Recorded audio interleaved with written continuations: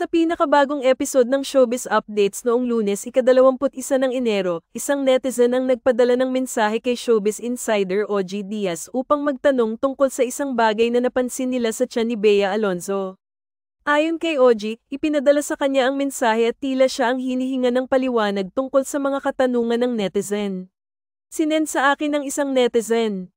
Parang pinapasagot niya ako doon sa kanyang tanong na hindi ko naman alam kung anong isasagot, kwento ni OG sa kanyang co-host na si Mama Loy.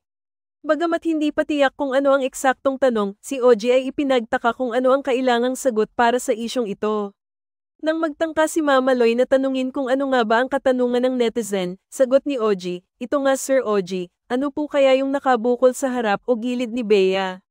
Ayon pa kay OG, siya ay nag-isip na baka ito ay isang hindi inaasahang bagay, tulad ng anggulo lamang ng katawan ni Bea o kaya naman ay ang epekto ng pagkakalantad sa araw. Alam mo, sa totoo lang, baka ano lang yun, anggulo lang. Baka nasinagan lang ng araw, dagdag pa niya. Ang reaksyon ni OG ay nagpakita ng pagkakalmado at hindi pag-aalintana tungkol sa issue, at sa kanyang palagay ay maaaring wala itong dapat ipag-alala.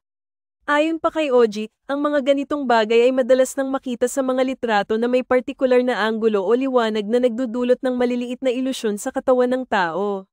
Sa madaling salita, ito ay isang bagay na maaaring bunga ng hindi sinasadyang mga pangyayari tulad ng pagkuha ng larawan sa ilalim ng tamang anggulo o sa ilalim ng araw, kaya't hindi ito dapat gawing malaking usapin.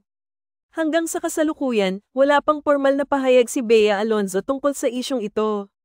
Kaya't ang mga netizens at tagahanga ni Bea ay patuloy na nag-uusisa at nagkakaroon ng kanilang sariling haka-haka tungkol sa kung ano talaga ang nangyayari sa aktres.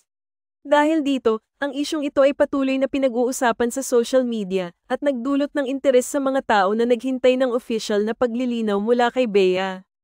Ang mga ganitong insidente ay hindi bago sa mga kilalang personalidad tulad ni Bea Alonzo.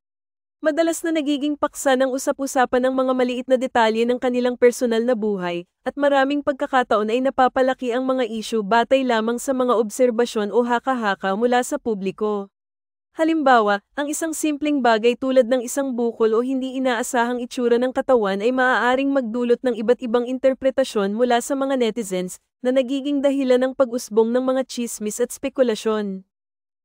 Sa ngayon, ang mga showbiz insiders tulad ni OG Diaz ay gumaganap ng mahalagang papel sa pagbibigay ng mga opinyon o reaksyon sa mga katanungan na ibinabato ng publiko. Ang kanilang mga pananaw ay madalas na nagbibigay ng gabay o impormasyon tungkol sa mga isyong kumakalat sa media, ngunit tulad ng nabanggit ni OG, marami sa mga ganitong issue ang hindi laging nangangailangan ng agarang paglilinaw, at kadalasan ay hindi ito seryoso. Dahil wala pang opisyal na pahayag mula kay Bea, ang mga netizens ay patuloy na maghihintay ng anumang uri ng pahayag mula sa aktres upang mapawi ang kalituhan at mga tanong. Kung sakali mang magbigay siya ng pahayag, tiyak na ito ang magiging pangunahing paksa ng mga balita at usap-usapan sa showbiz.